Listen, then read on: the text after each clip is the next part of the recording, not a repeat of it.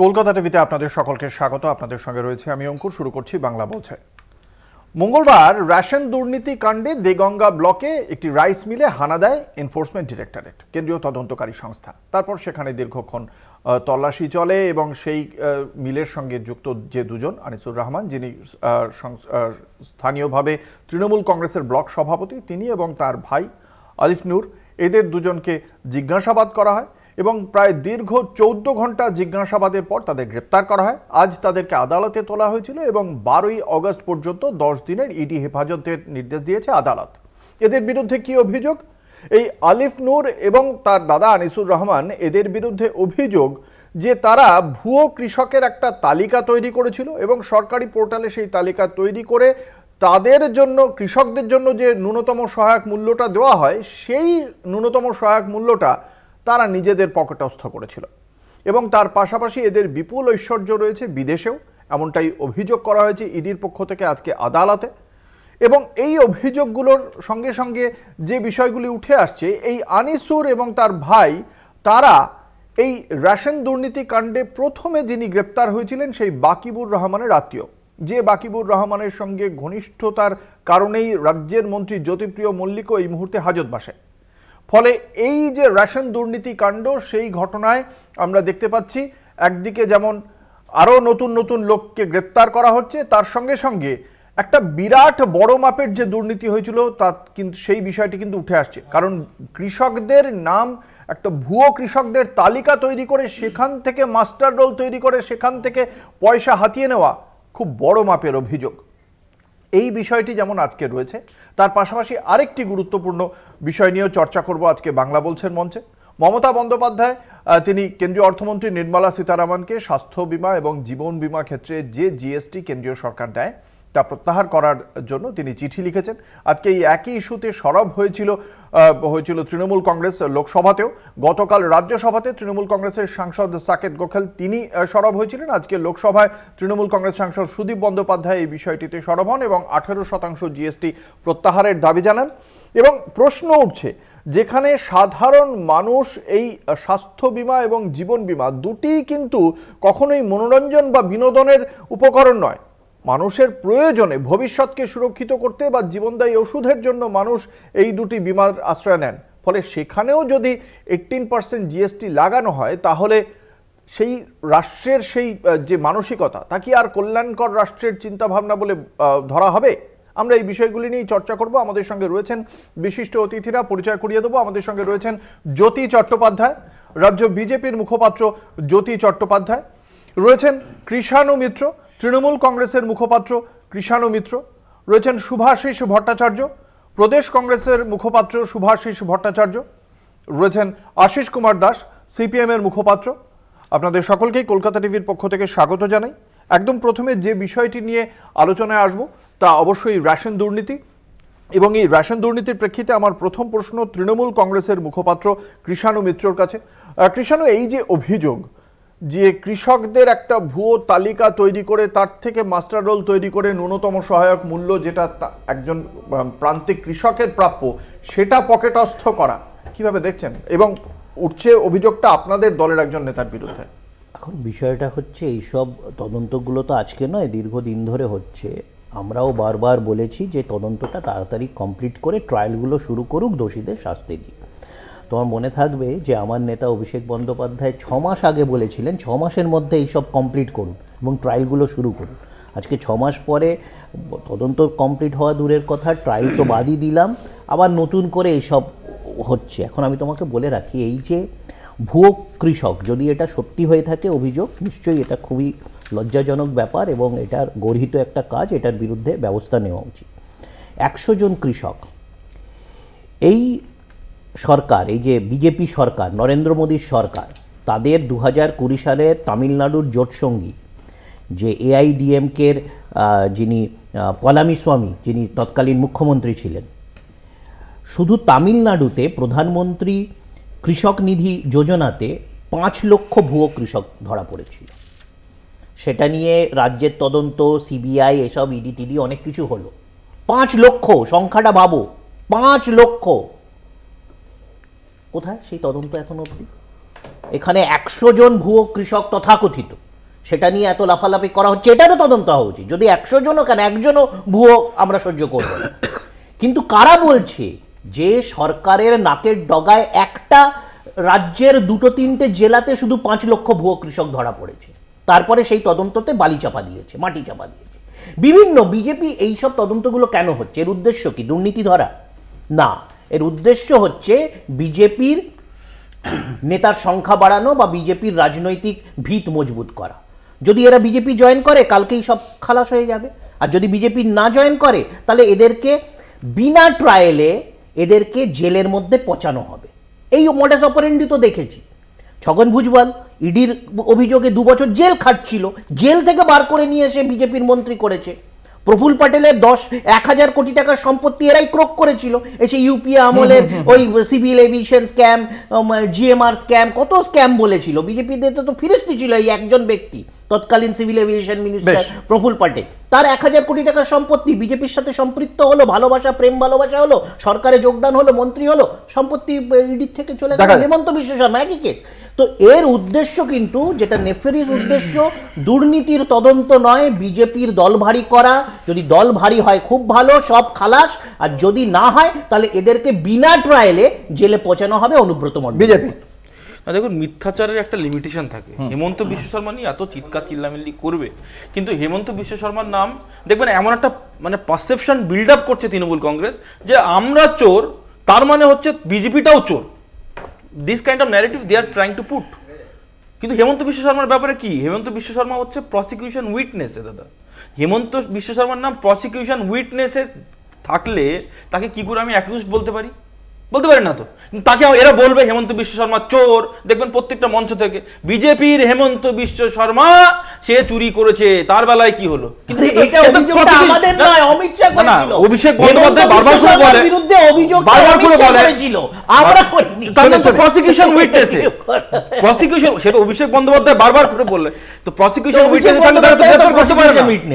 একটু আগে কিষানুদা বলল, না না, এর আগে ধরুন ওই চাকি পিসিং এর ব্যাপারে তারাও তো ছিলেন, তাদেরকেও তো গুরুত্বপূর্ণ পদ দিয়েছেন। এক এক করে আমি উত্তর দিচ্ছি তো। আমি হেমন্ত বিশ্ব শর্মাটা প্রথমে বলে দিলাম। আসি হচ্ছে আপনার এই যে অমিত শাহ মিথ্যা কথা বলেছিল, রেশন দুর্নীতি শুনেন, অমিত শাহ মিথ্যা কথা বলেছিল, কিন্তু এটা তুমি বলো। শুনে রেশন দুর্নীতি দেখুন, এটা তো মানে আমরা তো মানে বারবার করে বলে আসছি। দেখুন, মানুষের যে অধিকারকে হরণ করার নাম হচ্ছে তৃণমূল কংগ্রেস। মানুষের অধিকার প্রত্যেকটা ক্ষেত্রে, শিক্ষা থেকে শুরু করে বালি, কয়লা, প্রত্যেকটা জায়গায় এরা এমন একটা সেক্টর নেই যে যেখানে চুরি করেনি। আজকে তদন্ত করছে, তদন্ত ব্যাপারে আমি কিছু বলবো না, কিন্তু যেভাবে সামনে আসছে এটা তো মানে মানে বাংলার জন্য একটা দুর্ভাগ্যজনক যে এরা বাংলার মাথা হেড করছে তৃণমূল কংগ্রেস। এবং প্রত্যেকটা জায়গায় আপনি দেখেছেন যে এর আগে মানে স্কুলের মিড ডে মিলের টাকা পর্যন্ত এরা চুরি করেছে, মিড ডে মিলের টাকা দুর্নীতি হয়েছে। বকটুয়ের যে ক্ষতিগ্রস্তদের মানে টাকা দেওয়া হলো সেটা মিড ডে মিলের টাকা থেকে দেওয়া হয়েছে। জয়েন্ট ভিডিও তার নিজের চেকে বলছে যে এটা মিড ডে মিলের টাকা থেকে ফান্ড ডাইভার্সন করা হয়েছে। তো এতগুলো দুর্নীতি, এত দুর্নীতির আতুর ঘর, আপনি এটা টিপ অফ দ্য আইসবার্গ, আগামী দিনে আরো অনেক বড় বড় দেখতে পাবেন। কংগ্রেসের কাছে আসবো। অঙ্কুর, আমরা মাঝে মধ্যে এই কথাটা শুনি মানুষের মুখে যে আইন আইনের পথে চলবে। না, এটা একদম আমার বিশ্বাস হয় না যে আইন আইনের পথে চলতে পারে। যদি তদন্ত যদি ঠিক ঠিক চলে বা না চলে, তাহলে আইন আইনের পথে চলতে পারে না। তদন্ত ঠিক ঠিকভাবে চলতে হবে, তবেই আইনটা এগোতে পারে। আমি তদন্ত করার নামে যদি একটা দীর্ঘমেয়াদী দীর্ঘসূত্রিতার মধ্যে তদন্তকে ফেলি, তাহলে স্বভাবতই কি হয়, justice delayed is justice denied. আবার একটা কথা আছে, justice hurried is justice buried. Right, তাড়াহুড়োও করা যাবে না বা দেরি করা যাবে না, ঠিক সময় চার্জশিট দিতে হবে তদন্ত শেষ করে। এবার আদালত খুব স্বাভাবিক কারণেই কোনো কনক্লুশন ড্র করতে পারছে না, ফলে কি যে কোনো দলের মানুষরা এই কথাটা বলে আদালত তো ছেড়ে দিয়েছে। আদালত ছেড়ে দিয়েছে কেন? আসলে চার্জশিটের মধ্যে সেইভাবে আটকানোর জন্য যেভাবে চার্জশিট তৈরি করা সেভাবে পারেনি।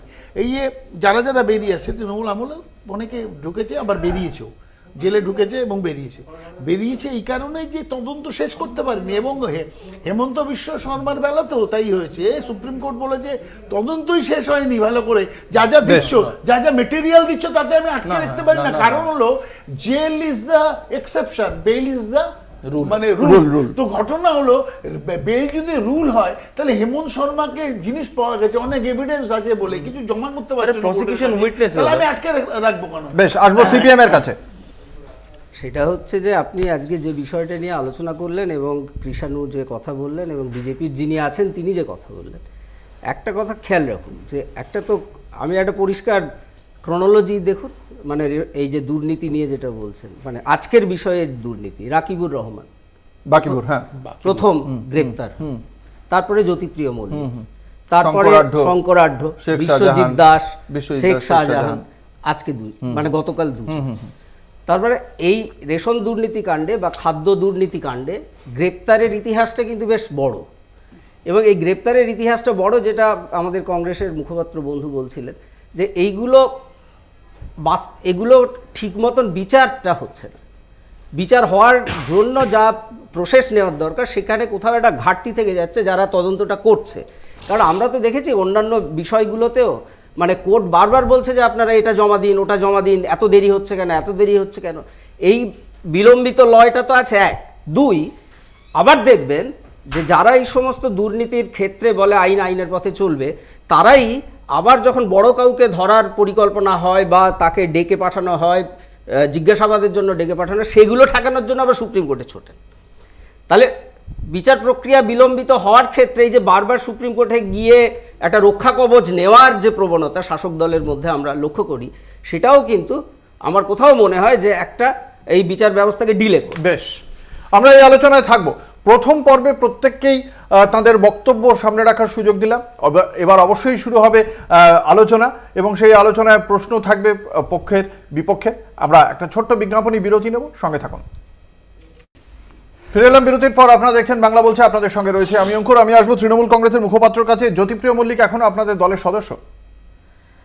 দেখো, নিশ্চয়ই আমরা তো প্রথম কথা পার্থ চট্টোপাধ্যায় বা এই শাহজাহান শেখ আরও বেশ কিছু জনের বিরুদ্ধে ব্যবস্থাও নিয়েছিলাম দলীয় পর্যায়ে, কিন্তু যখন আমরা দেখছি যে দিনের পর দিন এরা ট্রায়াল শুরু করছে না, এর উদ্দেশ্যটা কি? না, আমি বলছি যে এই যে ধরুন এত বড়, মানে এই অভিযোগটাও তো কিছুটা কম না। আপনি নিজেই এখানে বসে বলছেন যে 100 জনের ভুয়ো কৃষক হলে সেটাও কখনোই একটা ছোট অভিযোগ নয়।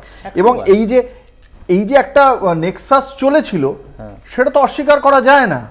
না, নেক্সাস সেটাই নিয়ে সেটার মধ্যে যদি ছিলেন, না থাকলে এটা হতে পারে একটা সরকারি পোর্টাল।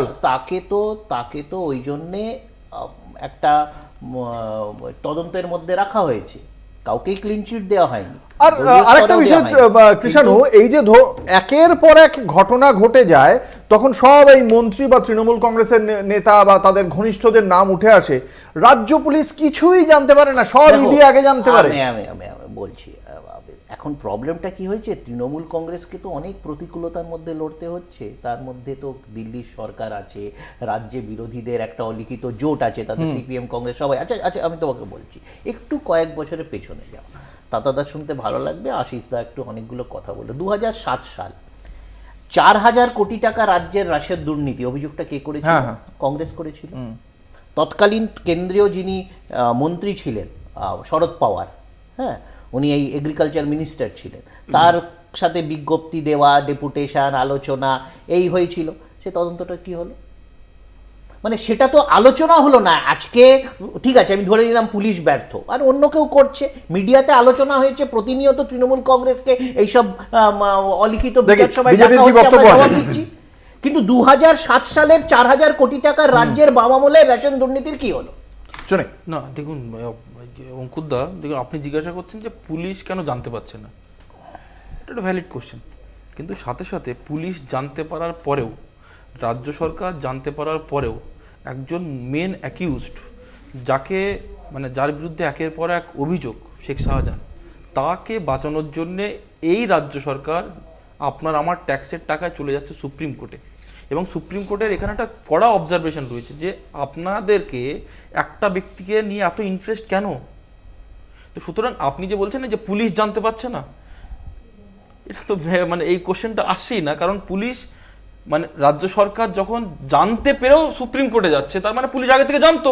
আমি কংগ্রেসের কাছে আসবো। কংগ্রেস কি মনে করে? একটা কথা শুধু অঙ্কুর অ্যাড করে দিই, যে এই যে এই রেশন তথাকথিত দুর্নীতির যে তদন্তটা ইডি সিবিআই যারা করছে, তার আগে কিন্তু রাজ্য পুলিশ এ নিয়ে স্বতঃপ্রণোদিত ব্যবস্থা নিয়েছে।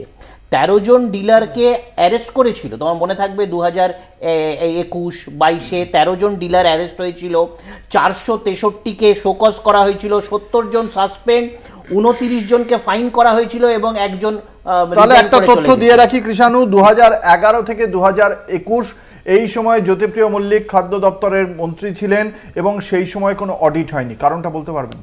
না, এটা তো মানে কেন মন্ত্রীর মানে প্রশাসনিক ব্যাপার কেন হয়নি, যদি না হয়ে থাকে খারাপ কাজ হয়েছে সেটা তদন্ত হোক, কিন্তু আমি বলছি পুলিশি ব্যবস্থা হয়েছে, আমি তার পরিসংখ্যান দিলাম। 2015 থেকে রেশন নিয়ে কোনো হিসেবই দেখানো হয়নি রাজ্যের খাদ্য মন্ত্রকের দপ্তরের পক্ষ থেকে। আচ্ছা, তাহলে আমাদের মডেল পিডিএস ব্যবস্থার পুরস্কার কেন কেন্দ্র সরকার দিল? এইটাই তো প্রশ্ন, এটাই তো প্রশ্ন, আমি কংগ্রেসের কাছে জবাব শুনতে চাইব। যে কোনো মন্ত্রী যদি অন্যায় করে, ফিরহাদ হাকিমের ভাষায় নয়, কনস্টিটিউশনের ভাষায় কালেকটিভ রেসপন্সিবিলিটি। যেদিন পার্থদা করলো অন্যায়, সেদিন ফিরহাদ হাকিম বলেছিল এটা কোনো পার্সোনাল ব্যাপার না, এটা পুরো কালেকটিভ রেসপন্সিবিলিটি, এটা আমাদের দেখতে হবে। যদি কোনো মন্ত্রী অডিট না করে কোনো ডিপার্টমেন্টে, তাহলে সেই মন্ত্রীর দায় মুখ্যমন্ত্রীকে নিতে হবে। কেন অডিট হয়? সিএজি তো অডিট করে, অডিট কি তা কোনো বলছি না, মন্ত্রীর প্রেরোগেটিভ? আমি বলছি বলে নেই, সেটা হলো অডিট হচ্ছে না, সিএজি ধরতে পারলো না, তাহলে মুখ্যমন্ত্রীর কাজটা কি? মুখ্যমন্ত্রী জানবে না, তার ওই দপ্তরের হিসেব নেবে না যে কি হচ্ছে না হচ্ছে। এক, দ্বিতীয় কথা হলো কৃষাণু বললো যে দলীয় পর্যায়ে আমরা শাস্তি নিয়েছিলাম। এই যে আমফানের চাল চুরি বা চুরি হয়েছিল, বা এই যে যাদের ক্যানিং এ কান ধরে উঠবোস করিয়েছিল, তাদের এগেনস্টে পুলিশি এফআইআর না হয়ে দল থেকে স্টেপ ডাউন করানো হয়েছিল, যে কদিনের জন্য মুচলেখা দিতে হয়েছিল। আচ্ছা, আমার কথা হচ্ছে যে যদি সরকারের কেউ কোনো জিনিস চুরি করে, তাকে চোর হিসেবে ট্রিট করে জেলে ঢুকিয়ে দেওয়া উচিত। সরকারের জিনিস চুরি করছে, তাকে দলীয় পর্যায়ে কোনো সিদ্ধান্ত নেওয়ার কে? সরকার মানে তো জনগণ, জনগণের জিনিস যদি কেউ নেয় তাকে তো জেলে ঢোকানো উচিত। তাকে শুধু দলীয় স্তরে কোনো যদি মানে শাস্তি নেওয়া হয়, তাহলে দলীয় স্তরের সাথে না কি গেল এলো, সে তো চুরির মালটা রয়ে গেল ঘরে, তার সে টাকাটাও পেল। আমার কথা হয়েছিল পশ্চিমবাংলায় দুর্নীতির যেমন হচ্ছে, এটা ঠিক কথা, পাশাপাশি কে শাসন করবে কাকে? ভারতবর্ষের বুকে যে প্রধানমন্ত্রী 27শে মে ভূপালে গিয়ে বলল অজিত পাওয়ার 70,000 কোটি টাকার দুর্নীতি করেছে, তাকে জেলে থাকতে হবে, জেলের চাকরি বিছতে হবে, সেই প্রধানমন্ত্রী অজিত পাওয়ারকে শপথ নেওয়া হচ্ছে ডেপুটি চিফ মিনিস্টারের, অর্থমন্ত্রী, এবং সেই চোরকে যেগুলো চুরি করেছে তাকে ফিনান্সের দায়িত্ব দিচ্ছে। তার মানে power is such a thing, you have to stick to it. আমার একদম লেগে থাকতে হবে। Power is such a thing also. আসবো সিপিএম এর কাছে। সেটা হচ্ছে, দেখুন, কৃষাণু বলল 2007 সালে দুর্নীতি তদন্ত, ঠিক আছে, বাম আমলে না হয় করেনি, 2011 পর তো ক্ষমতায় আছে, তদন্ত তো করতে পারতো রাজ্য সরকারের স্তরে, করেনি। আসলে না, ওই যে পুরস্কার দিয়েছে বললেন না, তারা তো এই মুহূর্তে আপনাদের দলে যারা ছিলেন তারা তো এখন তৃণমূল কংগ্রেসে চলে এসেছে। সে তো গেছেই, সেই কারণেই কি হয়নি বলছেন? সে আমি বলতে পারবো না সেটা কেন করেনি বলতে পারবো। আমি যেটা বলতে চাইছি সেটা যে এক্ষুনি কৃষাণু বললো না, তাহলে কেন্দ্র সরকার পুরস্কার দেয় কেন? আসলে ওরাও দুর্নীতি ভালোবাসে, এরাও দুর্নীতি ভালোবাসে, তাহলে দুর্নীতি যারা ভালোবাসে পরস্পরকে তো তারা পুরস্কার তিরস্কার এইসব ভেতরে একটুখানি বলুন। সেটা হচ্ছে যে আজকে আপনি এই ভুয়ো তালিকা শুধু রেশন দুর্নীতিতে দেখছেন, আপনি বিগত বছরগুলোতে ভুয়ো তালিকা আপনি কোথায় দেখতে পাননি সেটা বলুন। সেটা আপনি কৃষক তালিকা আজকে যেটা বলছেন 100 দিনের কাজে ভুয়ো তালিকায় ভরপুর, নাহলে গ্রামাঞ্চলে ওরকম প্রাসাদ তৈরি হয় না তৃণমূল নেতাদের। স্কুলের চাকরিতে ভুয়ো তালিকা ভরপুর, পুরসভার নিয়োগ ভুয়ো তালিকা ভরপুর, আপনি যে ক্ষেত্রে হাত দেবেন ভুয়ো তালিকা ভর্তি। যদি ঠিকঠাক তদন্ত হয় এবং ঠিকঠাক প্রসেসগুলো হয়, আইনের যদি বিষয়গুলোকে ঠিকভাবে রক্ষা করা হয়, তাহলে আপনি কোথাও জায়গা পাবেন। আমি 30 সেকেন্ড নেব। এই যে বললো ঠিকঠাক তদন্ত হয়, কাকুর কণ্ঠস্বরের জন্য পরীক্ষা হওয়ার পর সুজয় ভদ্রের কণ্ঠস্বর বেরিয়ে গেল এবং কণ্ঠস্বর থেমে গেল এডিট। তাহলে পরে আমরা যদি বলি কোনো সময় যে এই তদন্তটাকে আটকাচ্ছে কেউ, কোন রাজনৈতিক আমরা এই আলোচনায় থাকবো। একটা বিজ্ঞাপনী বিরতিতে যেতেই হবে, বিজ্ঞাপনী বিরতির পর আবারও ফিরে আসবো এই আলোচনায়। দেখতে থাকুন বাংলা বলছে। ফিরে এলাম বিরতির পর। আপনারা দেখছেন বাংলা বলছে, আপনাদের সঙ্গে রয়েছে আমি অঙ্কুর। বিরতিতে যাওয়ার আগে যে অভিযোগ উঠেছিল ভারতীয় জনতা পার্টির দিকেও, যে এই যে অভিযোগগুলো হয় সেখানে দোষী সাব্যস্ত করার ক্ষেত্রে কেন্দ্রীয় তদন্তকারী সংস্থার সেই তৎপরতা দেখতে পাওয়া যায় না। কংগ্রেসের অভিযোগ যে এক্ষেত্রে সুজয় ভদ্রের কণ্ঠস্বরের যে নমুনা পরীক্ষা করা হয়েছিল সেই বিষয়টি সামনে এসেছিল, কিন্তু তারপর ইডি তা নিয়ে আর অগ্রসর হচ্ছে না। তাহলে কি আর ইডির উপর আর ভরসা থাকছে? আমি বলছি কোনটা ঠিক অঙ্কুরদা। ধরুন অভিষেক বন্দ্যোপাধ্যায়কে মানে ডাকা, মানে ইডি যদি ডাকে এবং সেটাকে যদি বলা হয় পলিটিক্যাল ভেন্ডেটা, কে বলে? কেসি বেণুগোপাল। তো কেসি বেণুগোপাল বলছে পলিটিক্যাল ভেন্ডেটা, ডাকলেও মুশকিল, আর এদিকে না ডাকলে বলবে টাটা। না না, ডাকলে মুশকিল। আমার বক্তব্য জ্যোতি সেটা নয়, আমার বক্তব্য হচ্ছে কি, না না, কে একটা রাজনৈতিক দল ঠিক করবে তাদের তো একটা মতামত থাকতে পারে, আইনটা তো আইনের মতো চলবে। না, সে যদি বলে যে সেটা ভুল, আইনটা তো আইনের মতো চলবে। সুজয় ভদ্র আইনটা তো আইনের মতো চলবে। সুজয় ভদ্রর ভয়েস স্যাম্পল পাওয়া গেল, সেই ভয়েস স্যাম্পলটা যখন বলা হচ্ছে না ঠিক আছে এটা ওরই ভয়েস স্যাম্পল, তাহলে সেখানে কি, সেখান থেকে কি পাওয়া গেছে, তাদের কাছে কি আছে সেগুলো সামনে আসছে না। আমি বলছি শুনুন, দুটো পক্ষই, যারা বলছে পলিটিক্যাল ভেন্ডেটা এবং যারা বলছে যে মানে ইডির মানে ওভার অ্যাকশন হচ্ছে, দুটো পক্ষই এই যে তদন্ত হচ্ছে আপনার হচ্ছে কোর্ট মনিটর তদন্ত। তো সুতরাং এভরিথিং ইজ কোর্ট মনিটরড। আপনার যদি কোনো ডিসপিউট হয় সেটাও কিন্তু কোর্ট মনিটরড। আর যদি আপনার এতদিন ধরে ঠিক জায়গায় মানে এই এক বছর হতে যদি এক বছর হতে জ্যোতিপ্রিয় মল্লিককে গ্রেফতার করা হয়েছে অক্টোবরে, 27 অক্টোবর, 2 মাস বাকি, আর 2 মাস বাকি, এখনো পর্যন্ত তার কাছে কিছু চার্জশিট ফ্রেম করা গেল না। আমি একটা অ্যাড করে দিচ্ছি, সেটা হচ্ছে গরু পাচার মামলায় এবং আপনার হচ্ছে কয়লা তদন্তের মামলায় 1 মাসের ভিতরে, আপনার মনে থাকবে 1 মাসের ভিতরে কিন্তু সিবিআই চার্জশিট ফাইল করে দিয়ে, এটাও কিন্তু নজিরবিহীন। এক বছরে কিছু করা গেল না জ্যোতিপ্রিয় মল্লিকের এগেইনস্টে। আমি তো সেটাই আমি বলছি অঙ্কুর, তুমি একটা সিবিআই ইডির তদন্ত বলো যেটা কোর্টের বাইরে হচ্ছে, সবই তো কোর্ট মনিটর, সবই তো কোর্ট মনিটর করছে। তো এই যে একটা অ্যালিবাই যে এখানে আমরা কিছু এটা কোর্ট, এটা কিন্তু সবাই দেয়। এটা রাজ্যের সিপিএম কে বলতে শুনেছি, বিজেপি তো বলেই, কংগ্রেসও বলে যে এখানে কোর্ট, মানে বাইরের রাজ্যতে বিজেপি ঘাপলা করছে, ওখানে পলিটিক্যাল ভেন্ডেটা চলছে, এখানে ব্যাপারটা তো কোর্ট চলে আসে। কোন কোর্টই দেখো, অভিজিৎ গাঙ্গুলির মতো লোকজন আছে তো সেখানে তারা এজলাসকে ব্যবহার করে পলিটিক্যাল অ্যাম্বিশন বাস্তবায়িত করেছে। এই যে বলছিল না যে এর মানে প্রাতিষ্ঠানিক দুর্নীতি, সে প্রাতিষ্ঠানিক দুর্নীতি বলতে বলতে মানুষকে খাইয়ে সে নিজে প্রতিষ্ঠানে ঢুকে গেল, দেশের পার্লামেন্টে হয়ে গেল। তো জাস্ট একটা কথা, এটা আশিসদার জন্য এত অভিযোগ করছে এখানে ভোট ও, কিন্তু আমাদের তৃণমূল সরকারের আমলে রেশন পাচ্ছে না বলে মানুষ রেড়ে করে গ্রামে গ্রামে রেশন দোকান নিয়ে, রেশনের বন্টন নিয়ে দাঙ্গা হয়নি। সিপিএম এর আমলে এই দুর্নীতির জন্য গ্রামে গ্রামে মানুষ রেশন তদন্ত হলো না। সিপিএম এর যে 13 বছরে সেই তদন্ত কেন হলো না? আরে এটা তো একটা কথা তো ঠিক, যেটা তুমি বলতে চাইলে, আমি আলাদা করে বলছি না, কিন্তু আমরা তো এটাকে অস্বীকার করছি না যে অনেক কিছু হয়েছে। ক্ষমতার সাথে অনেক ভালো লোকেরার সাথে অনেক অপ্রিয় লোকেরাও আসে, তারা শাসন ব্যবস্থার কাছে থাকতে চায়। এখন বিজেপি কেন? বিজেপি এই জ্যোতিপ্রিয় মল্লিক, এই অনুব্রত মণ্ডল যদি কালকে বলে আমি বিজেপিতে যাব, এই অভিযোগগুলো খালাস হয়ে যাবে। কারণ কি হয়েছে তো অন্য রাজ্যতে ভুরি ভুরি উদাহরণ আছে। জ্যোতির কাছে আসবে না, আমি বলছি অঙ্কুর দা দেখুন, মানে বলছে না সিপিএম ওই চোর ছিল। আরে সিপিএম চোর ছিল বলে তো আপনাদের কানা হয়েছে, তাহলে আপনারা করলেনটা কি? আমি বলি ফোরজি, দামাজি, কমনওয়েলথ, এগুলো তোমরা বলছো কোল স্ক্যাম, কোনটা তদন্ত করেছো?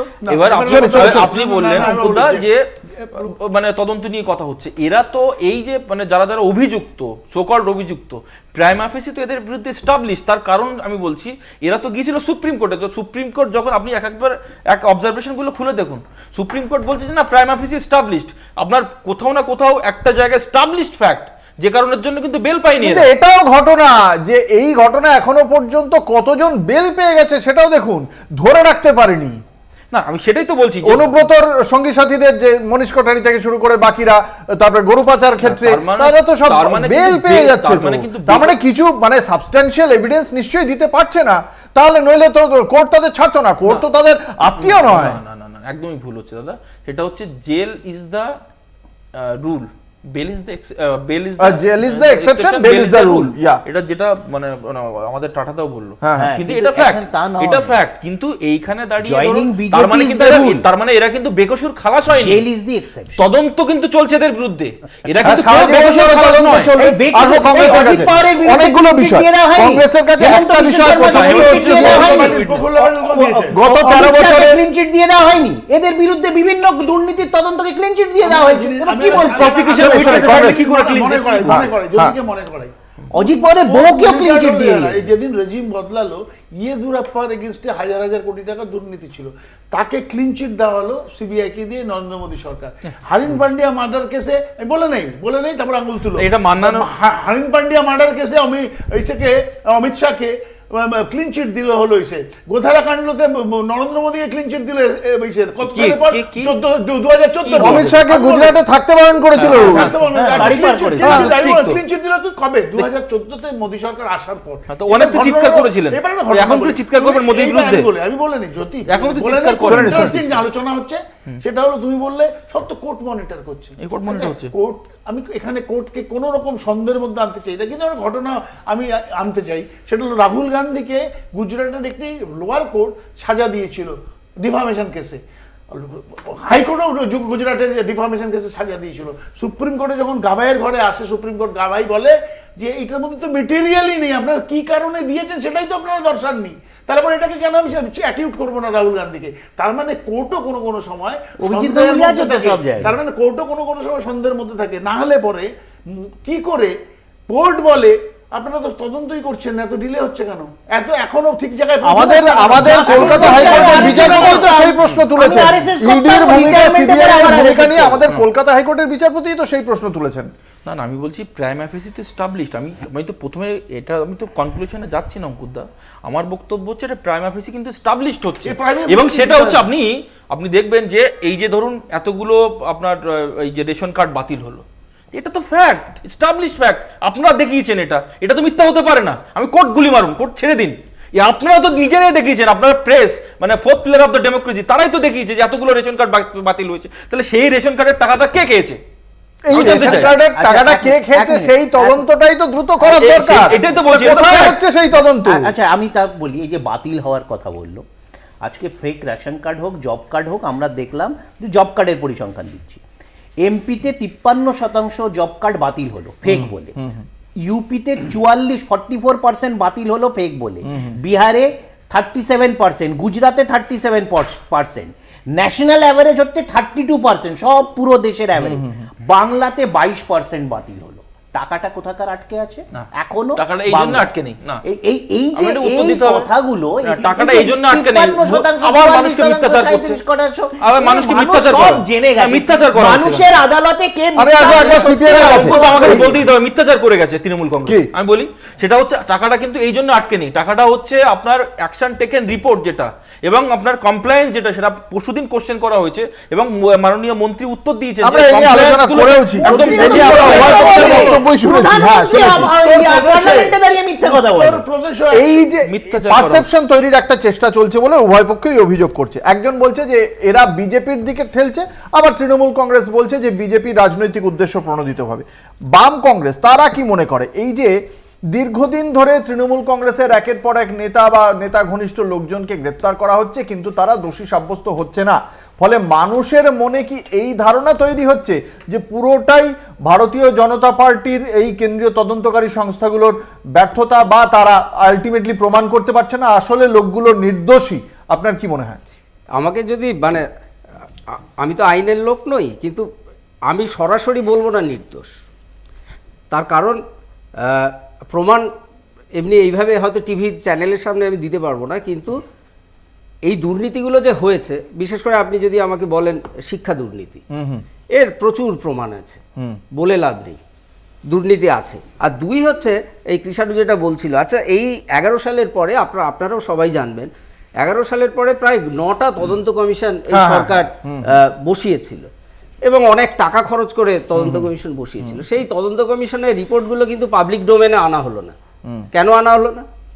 কি আছে তার মধ্যে সেটা তো মানুষকে জানানো উচিত, যে তদন্ত করে কি বেরিয়েছে। আর দ্বিতীয় যে কথাটা সেটা হচ্ছে দেখুন বারবার দলীয় পদক্ষেপ নেওয়া হচ্ছে, দলীয় আচ্ছা সরকারটাও তো আছে, সরকারি তরফেও তো কিছু পদক্ষেপ নেওয়ার দায় থাকে না, থাকে না, থাকে না, সরকারের নজরদারিটা সেক্ষেত্রে এই প্রশ্নটা বারংবারই উঠছে যে এই যে এত এত দুর্নীতি উঠে আসে, তাদের অভিযোগগুলো ওঠে, সরকারি পোর্টালে ভুয়ো কৃষকের একটা তালিকা তৈরি হয়ে যায়, অথচ রাজ্য পুলিশ বা রাজ্য প্রশাসন বা ভিজিলেন্স কেউই কিছু জানতে পারে না। ফলে সেটার পেছনে তাহলে কি প্রশাসন এবং দলের একটা গুরুত্বপূর্ণ সংযোগেই সমস্ত কিছু হচ্ছে? এই প্রশ্ন কিন্তু উঠছে। দেখা যাক সেই প্রশ্নের উত্তর কিভাবে পাওয়া যায়। আমরা পরবর্তী বিষয়ে আসবো, কিন্তু তার আগে একটা ছোট্ট বিজ্ঞাপনী বিরতি, সঙ্গে থাকুন। আপনারা দেখছেন বাংলা বলছে, আপনাদের সঙ্গে রয়েছে আমি অঙ্কুর। জীবন বীমা স্বাস্থ্য বীমায় যে জিএসটি রয়েছে সেই জিএসটি প্রত্যাহার করা হোক, এই বক্তব্য মুখ্যমন্ত্রী মমতা বন্দ্যোপাধ্যায়ের। তিনি কেন্দ্রীয় অর্থমন্ত্রীকে চিঠি দিয়েছেন এবং এই বিষয়ে সরব হয়েছে তৃণমূল কংগ্রেস দলীয়ভাবে। সংসদের উভয় কক্ষেই তৃণমূল কংগ্রেসের সাংসদরা এই নিয়ে বক্তব্য রেখেছেন। কি বলেছেন সুদীপ বন্দ্যোপাধ্যায় আজকে আমরা প্রথমে শোনাবো দর্শকদের।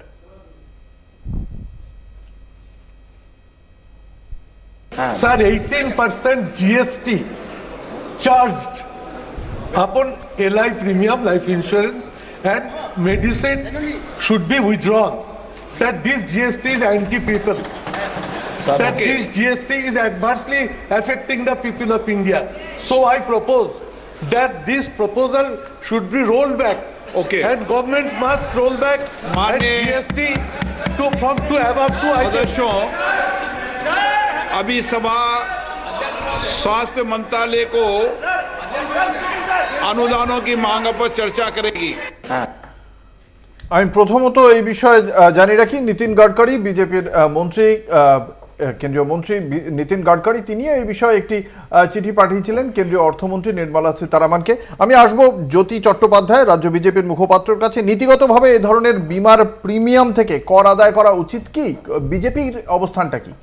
দেখুন, সেটা হচ্ছে যে অঙ্কুরদা, এই যে ইন্স্যুরেন্স যেটার কথা বলা হচ্ছে না, যখন মানে প্রি জিএসটি পিরিয়ডে তখনও কিন্তু আপনার ট্যাক্সেশন ছিল, এবং সেটাও কিন্তু 4.5%। না, নো নো নো নো 15% 2017 সালের আগে আমি আপনাকে বলছি, প্লাস ভ্যাট, ইনক্লুডিং ভ্যাট, মানে এক্সক্লুডিং ভ্যাট। তো এটা হচ্ছে আপনার প্রায় 2017 সালের আগের কথা বলছি আমি, মানে যখন এটা হয় না, তো সেখানে দাঁড়িয়ে তখনও কিন্তু আপনি যদি টোটালটা দেখেন, মানে 15% প্লাস আরও মানে ক্যাসকেডিং এফেক্টের যে ট্যাক্সেশন সিস্টেম, সেখানে কিন্তু যে প্রিমিয়ামটার পরে ট্যাক্সেশন 18% হলে যে টাকাটা আসে, তার থেকে কিন্তু অনেক বেশি টাকা ওই সময় দিতে হতো, অনেকটাই কমে গেছে অঙ্কুরদা। তারপরে দাঁড়িয়ে আমি বলছি, যেহেতু নীতিন গাডকারি যেটা করেছেন, আমাদের তরফ থেকে যতটুকু মানে চেষ্টা করা হচ্ছে যে এটা মানে কনসেনসাসের মাধ্যমে, এবং জিএসটি কাউন্সিলের তো মেম্বার হচ্ছে আমাদের অর্থমন্ত্রী, তো জিএসটি কাউন্সিলের মেম্বার, তো সেখানে গিয়েও তো তারা তো কথাবার্তাগুলো বলতে পারে। সেই কথাবার্তাগুলো বলে একটা কনসেনসাসের জায়গায় ঐক্যমত্যে আসা, এবং আগামী দিনে যাতে কিনা একটু কমানো যায়। আমরা এই বিষয়ে সুজন চক্রবর্তী, সিপিএম এর কেন্দ্রীয় কমিটির সদস্য, তিনি কি বলেছেন আমরা একবার শোনাবো। মুখ্যমন্ত্রী কেন্দ্রীয় অর্থমন্ত্রীকে চিঠি দিয়েছেন, জীবন বীমা স্বাস্থ্য বীমা প্রিমিয়ামের ক্ষেত্রে জিএসটি 18% জিএসটি নেওয়া হচ্ছে, এটা প্রত্যাহার করার দাবি, যথার্থ দাবি, বেশ করেছেন, আমি স্বাগত জানাচ্ছি। কিন্তু আমার শুধু বক্তব্য হচ্ছে, এত সময় লাগলো? বিজেপির নীতিন গাডকারি যেহেতু আপত্তি করেছেন, সেই কারণে কি উনি আপত্তি করার সাহস পেলেন? এতদিন পাচ্ছিলেন না? একাধিকবার বিধানসভায় ফ্লোরে অন রেকর্ড যে জিএসটি নিয়ে যা হচ্ছে, এটা গরিব মানুষের উপরে চাপ সৃষ্টি করা হচ্ছে। ওষুধের জিএসটি, অসীম দাশগুপ্ত যখন এম্পাওয়ার্ড কমিটির চেয়ারম্যান ছিলেন, তখন সেটাকে রদ করে দেওয়া হয়েছিল, কিছু কিছু ক্ষেত্রে 5%। পরে যখন অমিত মিত্র এম্পাওয়ার্ড কমিটির চেয়ারম্যান হলেন, 18% হয়ে গেল। বিধানসভাতেই বলেছিলাম যে কী করে হয়, ওষুধের জিএসটি অফ করে দেওয়া উচিত, অন্যান্য কতগুলো প্রয়োজনীয় জিনিসের ক্ষেত্রে অফ করে দেওয়া উচিত, কিচ্ছু করেননি। যখন আমরা বলেছিলাম তখন আমার মনে পড়েনি, আজকে ওনার মনে পড়েছে, কারণ বিজেপির নীতিন গাডকারি বলছে। তা সত্ত্বেও আমি বলবো বেশ করেছেন। শুনি তৃণমূল কংগ্রেসের উত্তর শুনবো। এতদিন মনে পড়েনি, এখন গাডকারি বলেছেন বলে মনে পড়েছে? না, ওনার তো এখনো মনে পড়েনি। উনি কি সমর্থন করেছিলেন তখন? কখন? আজকে মুখ্যমন্ত্রী যা করেছেন বলছেন বেশ করেছেন। হ্যাঁ, উনি তো গাডকারি বলার আগেও কিছু করেননি, গাডকারি বলার পরেও কিছু করেননি।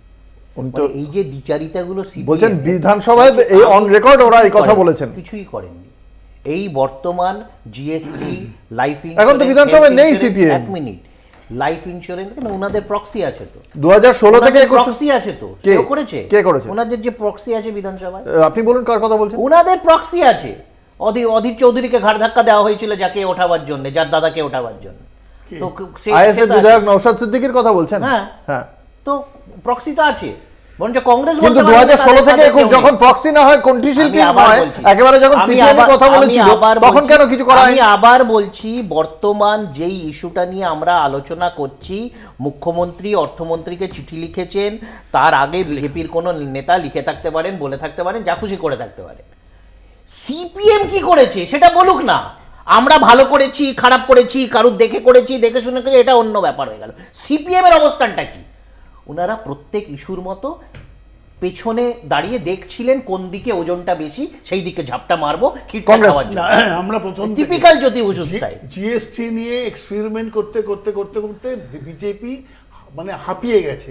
আমরা প্রথম থেকেই বলেছি এটা গব্বর সিং ট্যাক্স। রাহুল গান্ধী বলেছে, সংসদে দাঁড়িয়ে বলেছে এই ট্যাক্সের দ্বারা মানুষ ভীষণভাবে ক্ষতিগ্রস্ত হচ্ছে। ফলে কি হয়েছে, এই জিএসটি অন্ততপক্ষে 22 বার মানে সিদ্ধান্ত বদল করা হয়েছে কোনটার মধ্যে কি করবে, কিভাবে জিএসটি নেবে। একটা রাষ্ট্র হলো তার কল্যাণকর মুখ আছে, কল্যাণকর মুখ থাকা উচিত। সে রাষ্ট্রকে সামনে রেখে ব্যবসা করতে পারে না। এই গভর্নমেন্ট 10 বছরে শুধু ব্যবসা করেছে। 3% হলো হিরেতে জিএসটি 3%, আর কফিনে 18%, বইয়ে টইয়ে পেনে টেনে 18%। তাহলে আমার কথা হলো যে এই সরকার কি ভাবছে, কিভাবে ব্যবসা করবে, এইটাই কি তাদের সিপিএম এর কাছে? সিপিএম এর কাছে সেটা হচ্ছে, আমি দুটো কথা বলবো। এক হচ্ছে, মানুষ জীবন বীমা স্বাস্থ্য বীমা করে কেন? পরিবারের সুরক্ষার জন্য করে, তার পরিবারের সন্তান সন্ততি, বাবা মা, তাদের মুখ চেয়ে করে। এটা মাথায় রাখতে হবে। 1, 2, সব মিলিয়ে আমাদের দেশে 40 কোটি মানুষ কিন্তু এই ধরনের আওতার বাইরে স্বাস্থ্য বীমা বা জীবন বীমা করতে পারে না, প্রায় 40 কোটি মানুষ। এইটা মাথায় রাখতে হবে। 3, উনি যেটা বললেন 2017 সালের আগে কি ছিল, কত পার্সেন্ট ছিল? 2014 সালের আগে জীবন বীমাতে কোনো সার্ভিস চার্জই ছিল না, আর ট্যাক্স তো দূরের কথা, যেটা প্রিমিয়াম সেটাই দিতে হতো। এই তথ্যটা জানা হচ্ছে। কৃষাণুর উত্তরে বলবো যে সুজনবাবু যখন বলছেন বিধানসভায় অন রেকর্ড বক্তব্য আছে, সেটার থেকে অথেন্টিক কিছু হতে পারে না, তাহলে বিধানসভার প্রসিডিংস দেখতে হয়। কৃষাণু মিথ্যে বলছেন না সুজনবাবু মিথ্যে বলছেন। ওটা তো ওষুধ নিয়ে বলেছেন উনি, এই জীবন বীমা বা হেলথ ইন্স্যুরেন্স। এবং আমি আবার বলি, মমতা ব্যানার্জি আজকে যে উদ্যোগটা নিয়েছেন, মানুষের স্বার্থেই এই উদ্যোগটা নিয়েছেন, এটাকে আমি সমর্থন, সুজনবাবুও সমর্থন করেছেন, আমিও সমর্থন করছি। আমি আসবো বিজেপির কাছে। আমার একটা প্রশ্ন, আয়ের একটা অংশ দিয়ে আমরা জীবন বীমার বিষয়টা মানে সেই প্রিমিয়াম গুলো দিই, আবার আয় করার জন্য তো আয়কর দিচ্ছি, আবার সেটার জন্য জীবন বীমা মানে করার সময় সেখানেও আমাকে একটা জিএসটি দিতে হবে। নাম্বার 2, আমার আজকে যদি আমি রেস্তোরাঁয় খেতে যাই, সেখানে একটা বড় রকম কর দিলাম, সেটা একটা মানে আছে, সেটা মনোরঞ্জনের জন্য, বিনোদনের জন্য। আমি আজকে মরতে চলেছি, তার জন্য একটা জীবনদায়ী ওষুধ কিনবো, সেখানেও আমাকে এতগুলো টাকা জীবনদায়ী দিতে হবে। মানে তারপরেও কি কল্যাণকর রাষ্ট্র মানে বিজেপি চালাচ্ছে সেটা বলতে হবে? না, কল্যাণকর রাষ্ট্র চালাচ্ছে সেটা তো আপনি দেখতেই পাচ্ছেন। 80 কোটি মানুষকে বিনামূল্যে রেশন দেওয়া আপনার কল্যাণকর